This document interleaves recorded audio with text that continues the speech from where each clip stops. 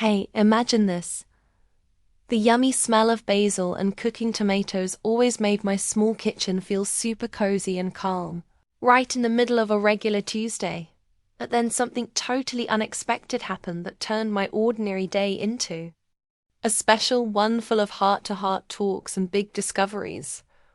I was humming along to an old Motown song on the radio, the one about love feeling like a heat wave, while I carefully put slices of mozzarella cheese on a thick piece of sourdough bread. It was a late lunch, my favorite kind, with no rush from the clock, just the slow shadows moving across the linoleum floor. The sunlight, all warm and like melted butter, came pouring through the window over the sink, lighting up the dancing dust motes and the cheerful, a bit chipped ceramic robin I'd kept there for years. It was just one of those totally normal, really nice afternoons, the kind you remember later without even trying. I just sprinkled some oregano on top and was reaching for the olive oil when a shadow fell across the open screen door of my back porch. I stopped, my hand hanging in the air. I wasn't waiting for anyone. My best friend Sarah was in Arizona visiting her grandkids, and my son Michael was states away, busy with his own life. For a quick second, a little worry fluttered inside me. You know how the world is these days. But then a voice, kind of unsure and a bit deeper than I remembered, said, "Linda? Mrs. Henderson?" I turned, shading my eyes from the brighter light at the doorway. Standing there, like a dark outline for a moment, was a young man, tall and skinny, with a familiar way his shoulders sloped that pulled at an old memory. As he stepped more into the porch light, letting the screen door close with a soft sigh, behind him I saw his face better. It was Liam. Liam Peterson from next door. Wow, it had been years since I'd seen him for real. Last I remembered, he was a kid with freckles and always a scraped knee, trying to get his lost baseball back from my petunias. Now, he was all grown up. He had to be in his early 20s, I guess. His sandy blonde hair was longer than the short cuts his mum Susan used to make him get, falling a little over his forehead. He had the same thoughtful, a bit worried blue eyes from when he was a kid, but now they looked cloudy with something I couldn't quite figure out. He was wearing a plain t-shirt and jeans, looking a little messy, like he'd been driving for a long time or maybe hadn't slept well.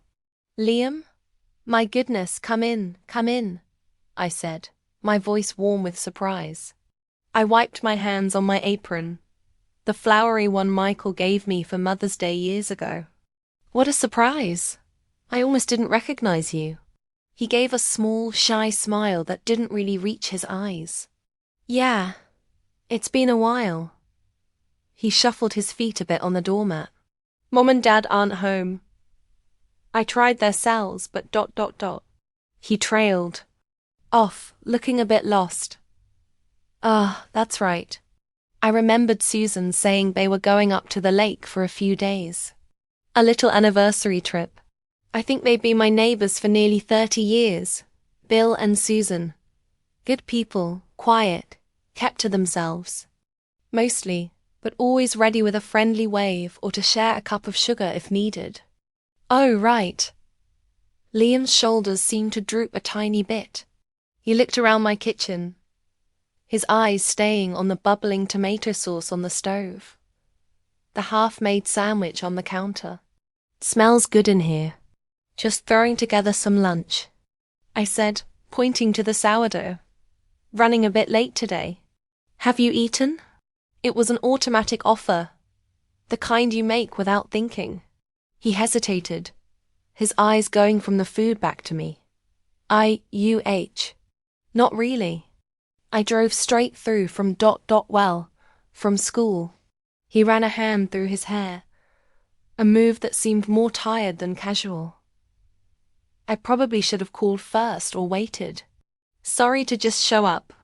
Nonsense, Liam, I said, trying to sound easygoing, though a little knot of worry was starting to form in my chest. He seemed adrift.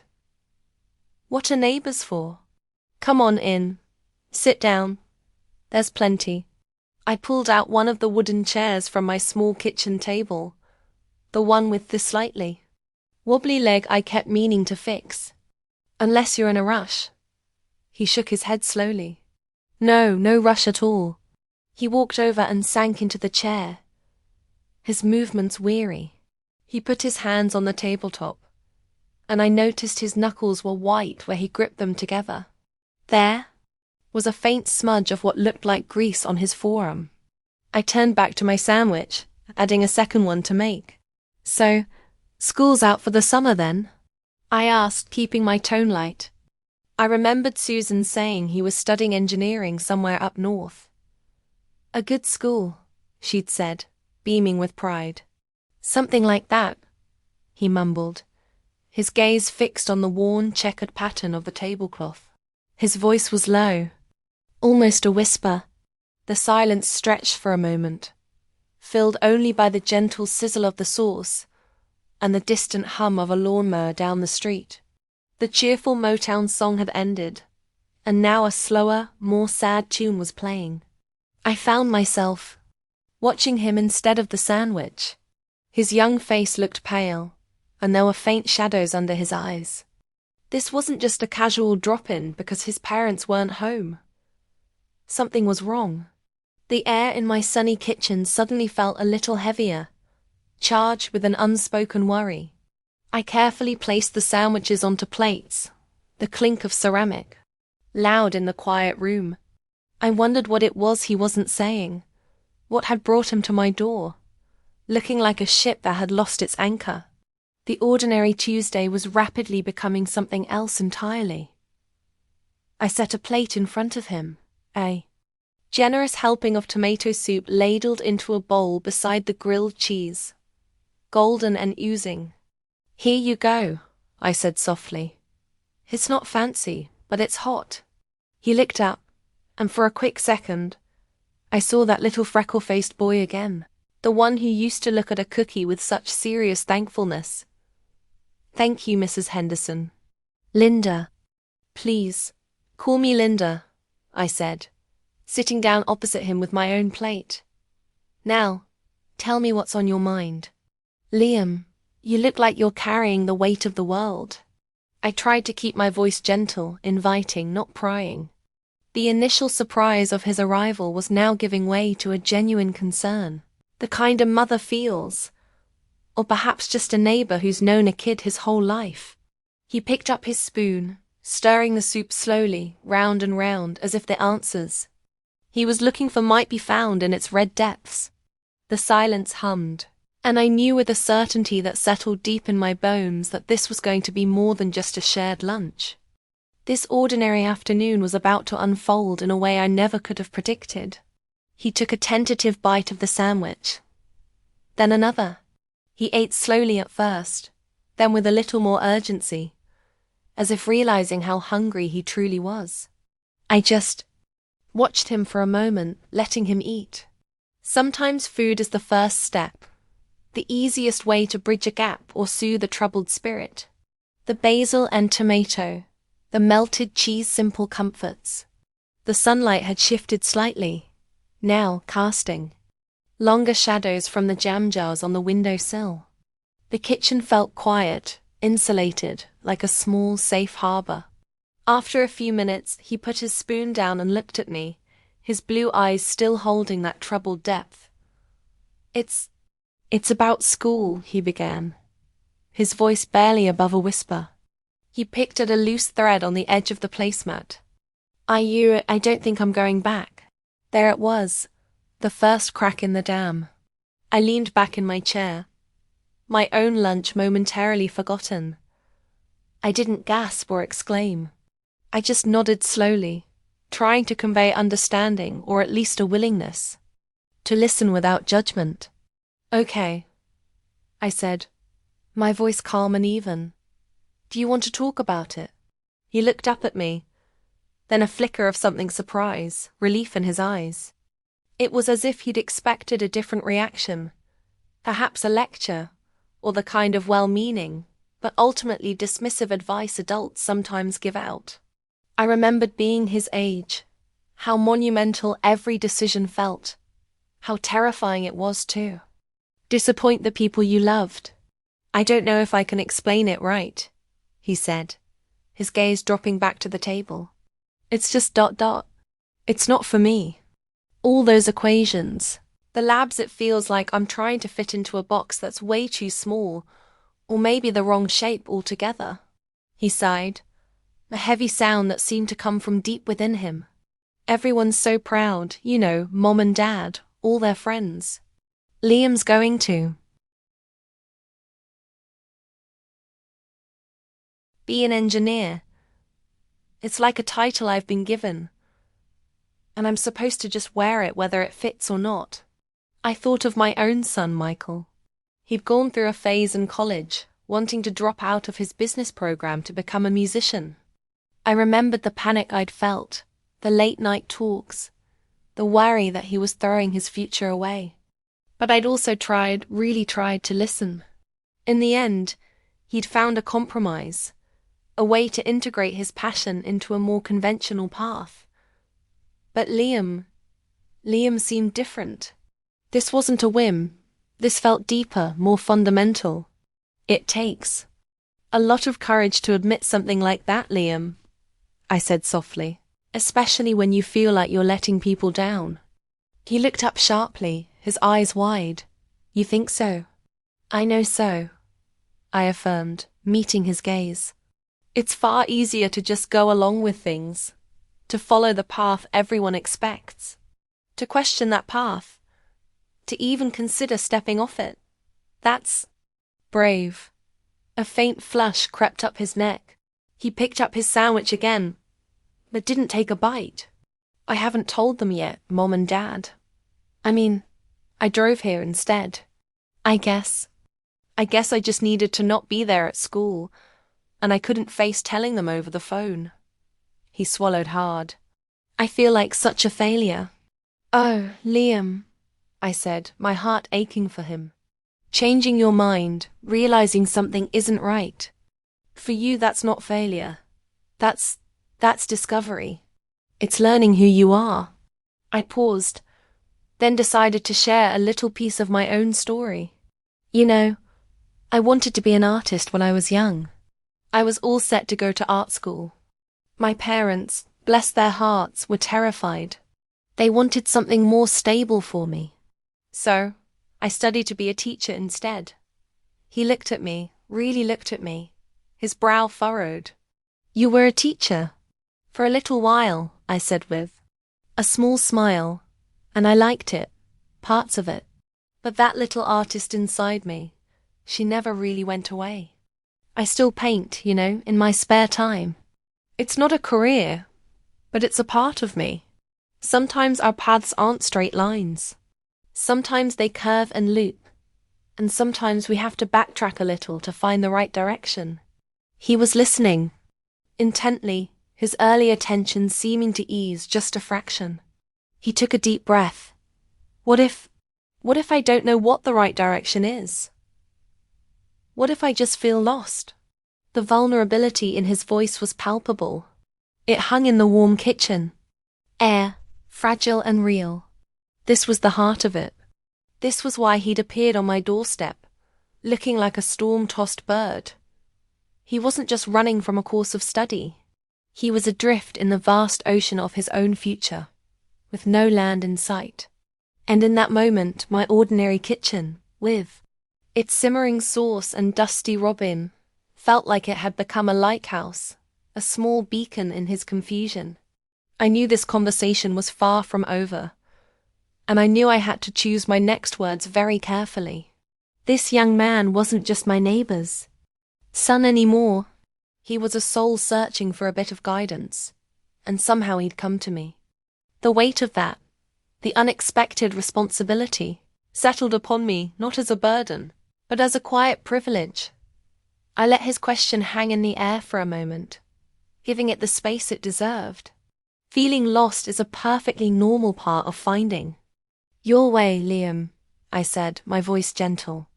I think everyone feels that way at some point, probably more often than we admit. The trick isn't to have all the answers right away, but to be brave enough to keep asking the questions. He nodded slowly, absorbing my words. He finally took another bite of his sandwich, chewing thoughtfully. The simple act of him eating, of accepting the nourishment I'd offered, felt like a small victory, a sign that he was at least partially grounded in the present moment.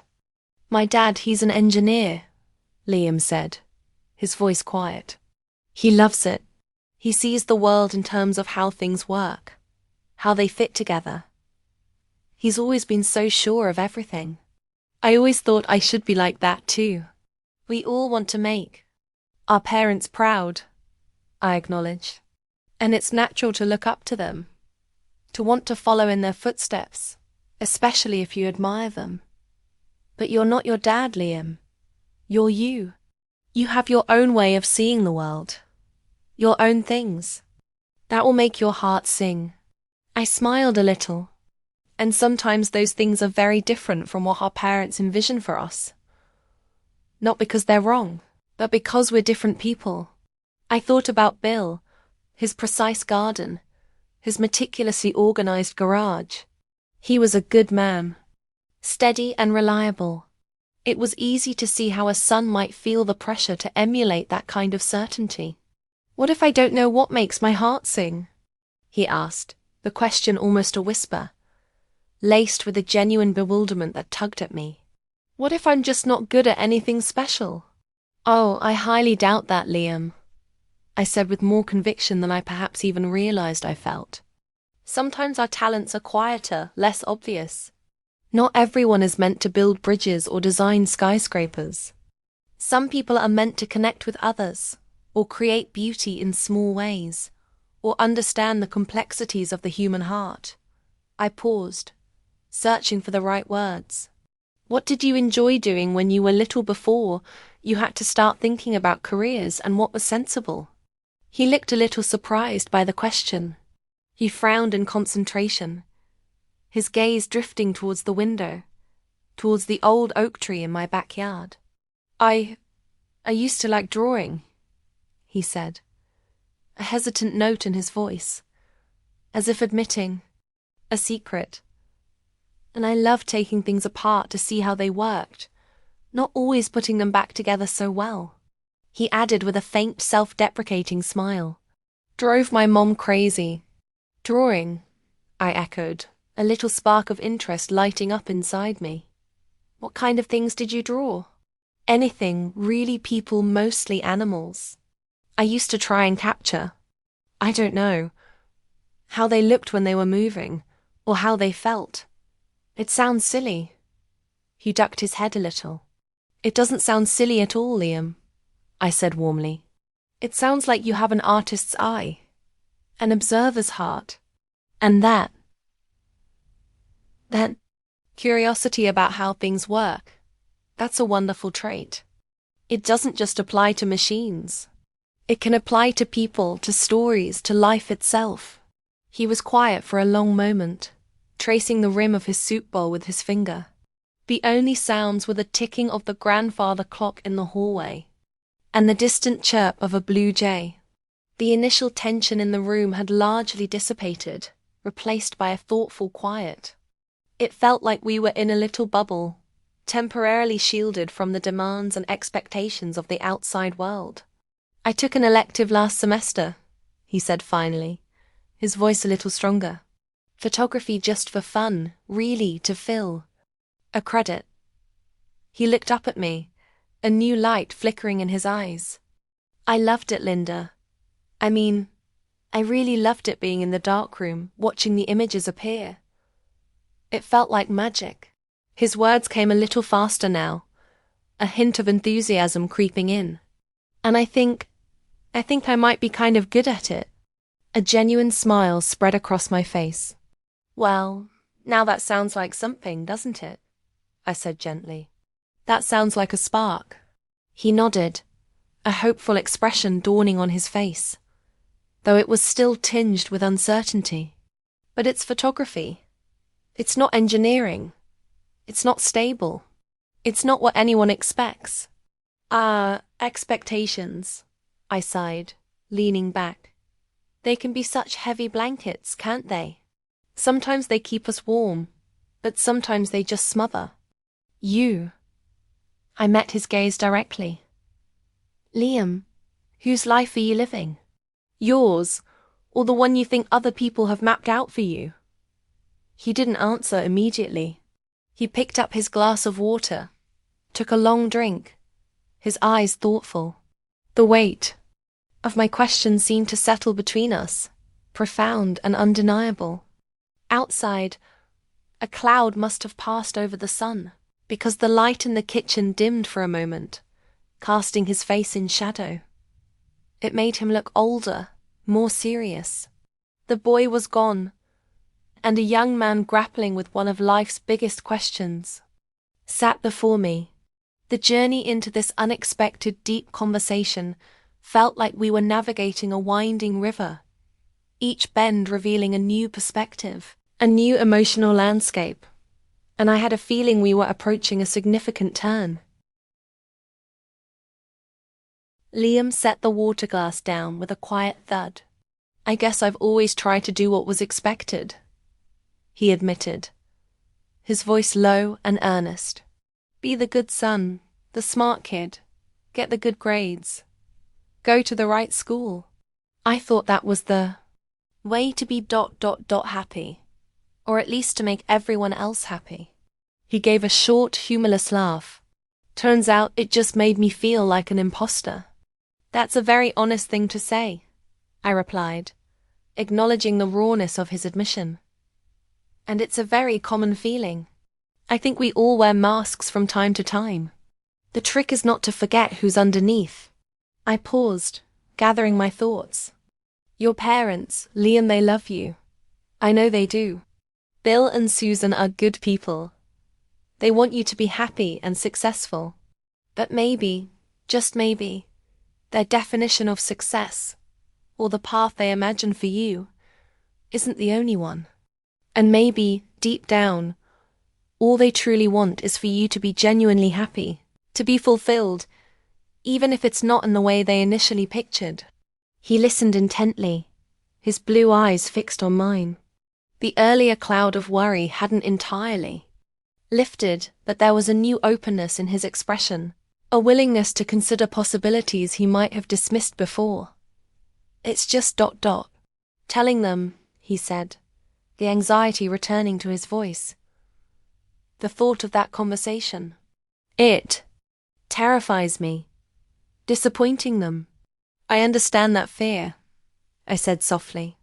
Truly I do. But what if you're underestimating them? What if they're more understanding than you think? Parents have a way of surprising us, you know. Their love for their children often runs deeper and is more flexible than we give them credit for. I thought of my own moments of doubt with Michael, the times I'd had to adjust my own expectations and how ultimately our relationship had deepened because of it. And what's the alternative, Liam? To continue down a path that makes you feel like an imposter. How long can anyone sustain that before something breaks? He winced, as if my words had struck a little too close to home. Not much longer, I guess. He conceded. That's why I'm here at your kitchen table instead of in a thermodynamics lecture. He managed a weak smile. Well, I'm glad you are, I said, returning the smile. My grilled cheese sandwiches might not solve all your problems, but my kitchen is always open for a chat. I looked at his now empty plate. More soup? Another sandwich? He shook his head. No, thank you, Linda. I'm full. It was really good. Thank you. There was a sincerity in his voice that warmed me. It wasn't just about the food. It was about the space, the listening ear, the shared moment of quiet understanding. So, photography, I said, steering the conversation back gently. What kind of pictures do you like to take? You said you liked drawing people, their expressions, how they felt. His face lit up again, that spark I'd noticed earlier growing a little brighter. Yeah, exactly, portraits, mostly candid shots, trying to capture a moment, a real emotion, not just posed smiles. He hesitated, then reached for his backpack, which he'd left near the door. He rummaged inside for a moment and pulled out a worn, leather-bound journal. It looked more like a sketchbook than a traditional diary. I started carrying this around, he said a little shyly. It's not much, but he opened it and carefully turned it around for me to see. My breath caught in my throat. It wasn't a sketch. It was a photograph tucked into the pages, a stunning black and white portrait of an old man sitting on a park bench, his face a road map of wrinkles, his eyes looking off into the distance with a profound sadness, yet also a quiet dignity. The play of light and shadow was exquisite. It wasn't just a picture. It was a story. Liam, I whispered, genuinely moved. This is beautiful. Truly. A slow blush spread across his cheeks. You think so? I know so, I said, my gaze still fixed on the photograph. You have a gift, Liam. A real gift. This isn't just something you're kind of good at. This is talent. I looked up at him, seeing him now not just as the worried young man, but as an artist, someone with a unique way of seeing and capturing the world. This is that spark. And it's not just a spark, Liam. It's a flame. He looked down at the photograph, then back at me, and for the first time since he'd walked into my kitchen, I saw a genuine, unclouded smile light up his face. It transformed him, chasing away the shadows. It was the smile of someone who has been seen, truly seen perhaps for the first time in a long while. And in that moment, the emotional depth of our unexpected encounter crystallized. It wasn't just about a career choice anymore. It was about identity, about courage, about the quiet, profound human need to be understood and validated.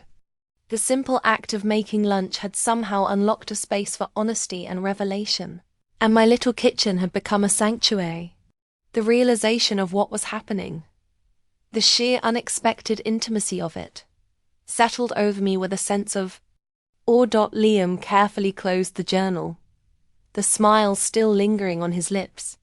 Thank you, Linda, he said, his voice filled with a quiet emotion that resonated deeply within me. No one's ever reacted like that to my pictures. Or to me wanting to do something like this. Well, maybe they just haven't seen them properly, I replied gently. Or maybe they haven't seen how much it means to you. I leaned forward a little, my hands clasped on the table. Liam, that photograph, it has heart. It tells a story. That's a rare thing. Engineering is a fine profession, a noble one building things that last. But capturing a human soul, a fleeting moment of truth like you did there, that's a different kind of building, a different kind of lasting. He seemed to be mulling over my words, his gaze distant for a moment, as if he were looking at his own future through a new lens. The kitchen was quiet again, but it was a comfortable silence now, filled with understanding rather than unspoken anxieties. The afternoon sun, which had been playing hide and seek with the clouds, now streamed in with renewed warmth, bathing the room in a soft, golden glow. It felt almost symbolic, like a clearing after a storm. I have a few more in here, he said, tapping the journal. If you'd like to see them. There was a vulnerability in his offer, a tentative hope that made my heart swell a little. I would love to, Liam, I said, my voice sincere. He opened the journal again, and for the next half hour or so, he showed me his photographs. They were mostly portraits, as he'd said, an elderly woman laughing, her eyes crinkling at the corners. A child looking up at a street performer with pure, unadulterated wonder. A musician lost in his music, his fingers a blur on the strings of a guitar. Each one was more than just a picture. It was a glimpse into a life, a captured emotion. He didn't have many, perhaps a dozen or so that he deemed worthy of sharing, but each one was powerful.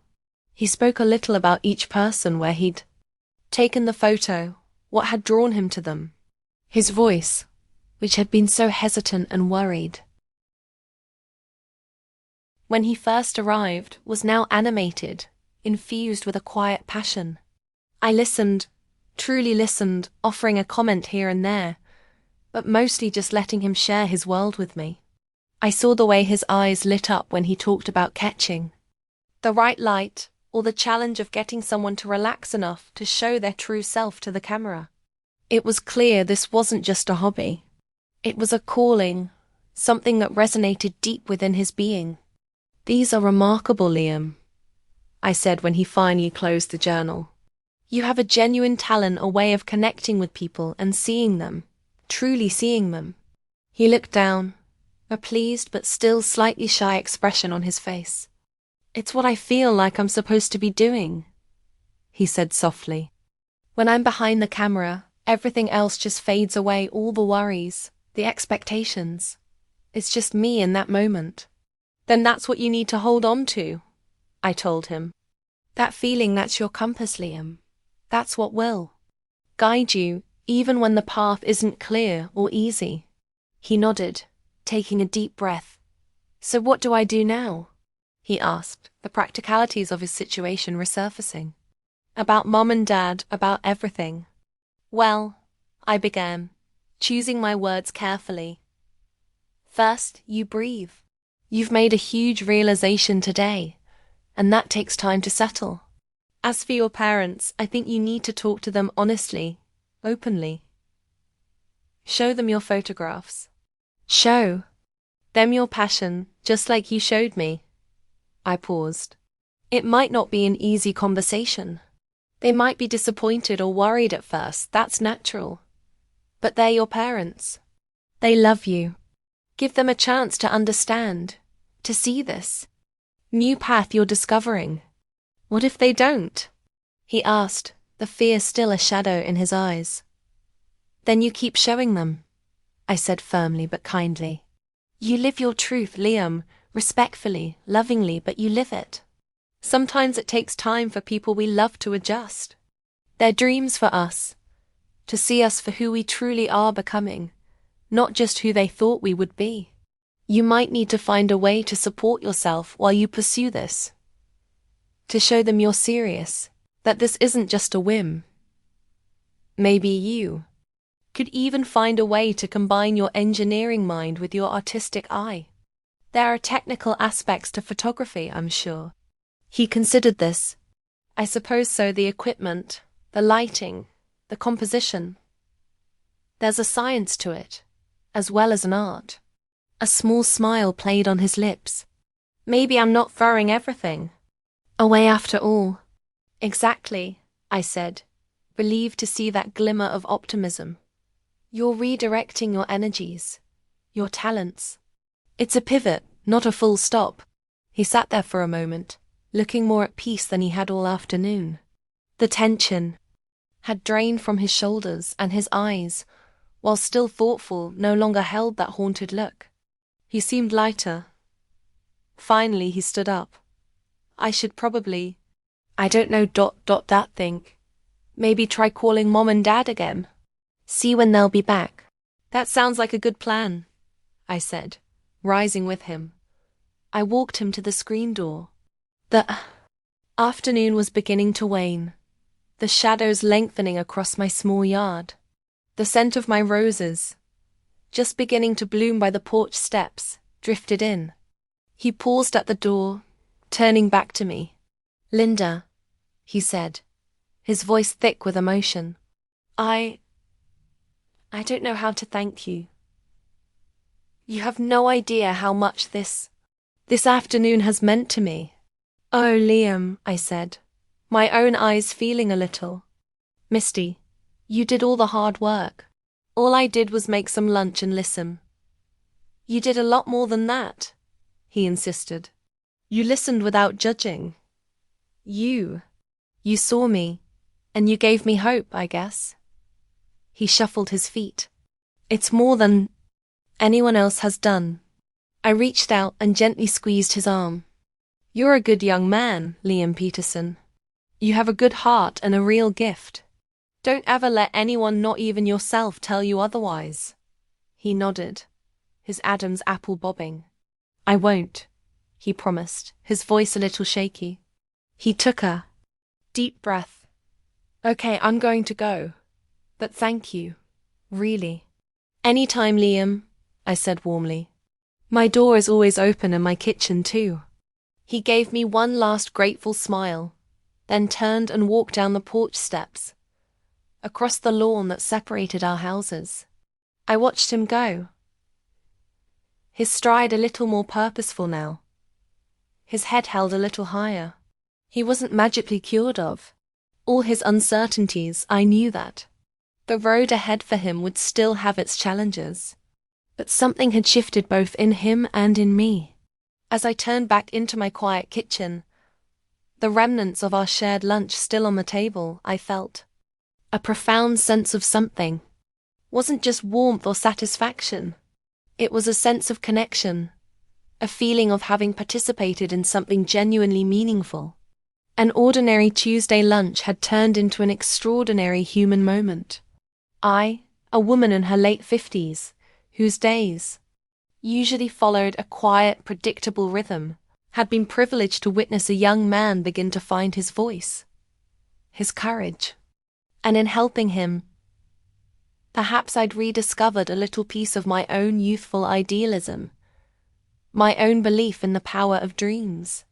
I cleared the plates, the scent of basil and tomato now tinged with the lingering memory of shared confidences and nascent hopes.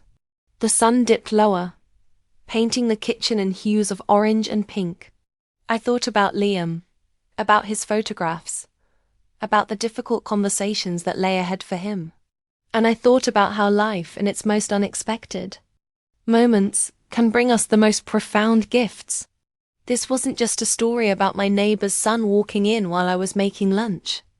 It was a story about connection, about seeing another person's potential, and about the quiet, powerful impact one human being can have on another just by offering a listening ear and an open heart. I went to bed that night feeling a sense of peace and a quiet anticipation for whatever ordinary or extraordinary thing the next day might bring. And I knew with a gentle certainty that Liam Peterson was going to be okay. He was going to find his way. And maybe in some small way I'd helped illuminate a little bit of his path.